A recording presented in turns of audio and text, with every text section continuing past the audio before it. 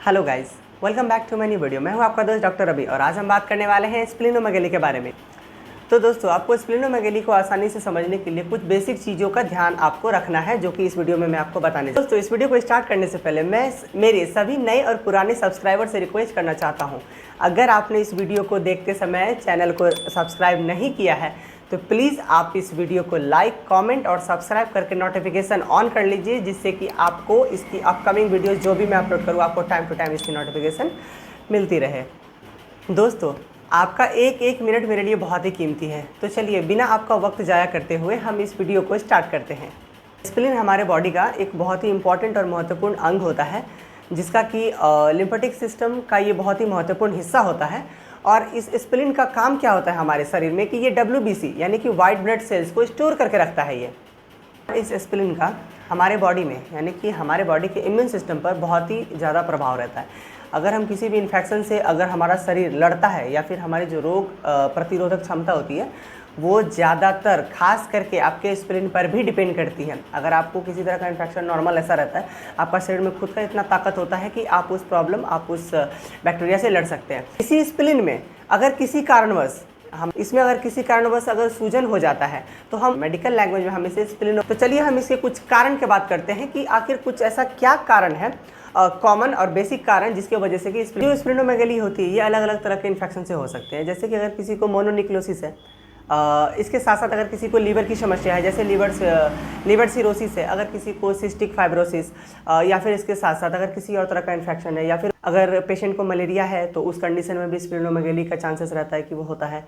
और अगर किसी पेशेंट को जॉनिवल रिमोटॉइड अर्थराइटिस है, उस कंडीशन में भी स्प्लिनोमेगेली।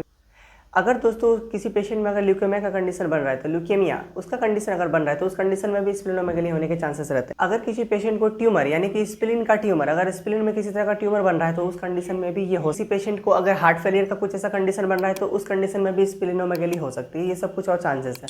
तो ये सब मैंने आपको कुछ कारण बताए हैं। तो इन सभी कुछ इन्फेक्शनों के कारण जो है ना, ये कि बॉडी में आपका जो एक स्प्लीन ऑर्गन है उसमें सूजन हो जाती है। तो ये सब कुछ कारण है। चलिए इसी के साथ साथ हम आपको बताते हैं कि इसके कुछ साइन और सिम्टम्स आपको क्या दिखेंगे। अगर आपको स्प्लिनोमेगेली हो रही है, बन रही है, तो उस कंडीशन में आपको क्या साइन और सिम्टम्स दिखेगा, आप इस वीडियो में आगे देखते रहिए।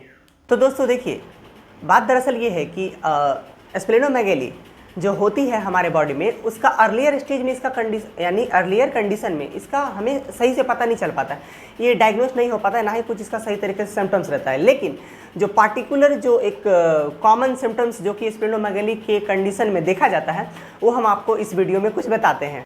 तो दोस्तों चलिए हम लोग स्प्लिनोमेगेली के बारे में आपको थोड़ा सा इसको होने के कुछ कारण आपको बताते हैं। पेशेंट ऐसा मिलेगा तो ज़रूर और उनको स्प्लिनोमेगेली होगी, लेकिन उसके साइन सिम्टम्स आपको कुछ दिखेंगे नहीं। किसी किसी कंडीशन में ऐसा होता है कि लक्षण कुछ भी नहीं दिखता है। लेकिन अगर हम कुछ पार्टिकुलर सिम्टम्स के बारे में बात करेंगे तो हम आपको बताते हैं कि कुछ सिम्टम्स आपको क्या क्या देखने को मिल सकते हैं स्प्लिनोमेगेली के कंडीशन में। इस स्प्लिनोमेगेली के कंडीशन में मरीज को क्या होगा, सबसे पहले स्टमक के लेफ्ट साइड के थोड़ा सा ऊपरी हिस्सा में जो ये रिब्स होती है ना, ये रिब्स छाती का, चेस्ट का जो रिब्स होता है पॉइंट है ना, इस पॉइंट पे वो लोकेटेड रहता है। तो आपको इस जगह दर्द महसूस होगा, मतलब हल्का हल्का थोड़ा सा, या फिर वो गंभीर रूप से भी बढ़ सकता है, यानी कि दर्द धीरे धीरे होते होते वो दर्द बढ़ भी सकता है। और अगर पेशेंट किसी तरह का खाना खाता है, अगर हल्का भी कुछ खाना खा ले तो उसको पेट भरा भरा सा ब्लॉटिंग रहेगी, मतलब लगेगा कि थोड़ा सा भी खाना खाए तो पेट भरा भरा सा लगेगा, उसको गैस बहुत ज़्यादा बनने लग जाएगी। और दोस्तों उस पेशेंट में मतलब उस पेशेंट का भूख पूरा कम हो जाएगा, लॉस ऑफ एपेटाइट, यानी कि उसकी भूख में जो है ना बहुत ही ज़्यादा कमी आ जाएगी, उसको भूख बहुत ही कम लगेगा उस स्प्लिनोमेगेली के कंडीशन में। तो इस स्प्लिनोमेगेली के पार्टिकुलर सिम्टम्स में आपको जो वो दिखने को मिलेगा, मैंने जैसा कि आपको बताया कि स्टमक के ऊपर लेफ्ट साइड में, आपके स्टमक के ऊपरी वाले हिस्से में, रिब्स के अंदर, ये जो आपकी रिब्स होती है ना, छाती की रिब्स, इसके अंदर में वो लोकेटेड रहती है, उस जगह पे आपको दर्द महसूस होगा। और कंडीशन होता है। और कभी कभी क्या होता है, खून की कमी बहुत ज़्यादा हो जाती है, वो कि मतलब एनीमिया हो जाता है उनको, एनेमेटिक, खास करके खून की कमी जिसे हम एनीमिया बोलते हैं वो हो जाता है। ये सब कुछ सिम्टम्स उसमें दिखते हैं। हम आशा करते हैं कि आपको स्प्लिनोमेगेली के कुछ बेसिक सिम्टम्स आपको समझ में आए होंगे, और कुछ इसके क्या क्या कारण हैं वो भी आपको कुछ इस वीडियो में समझ में आए होंगे। अगर आपको ये वीडियो अच्छा लगा होगा तो प्लीज़ वीडियो को लाइक, कमेंट और सब्सक्राइब ज़रूर कर लीजिएगा। Thank you so much.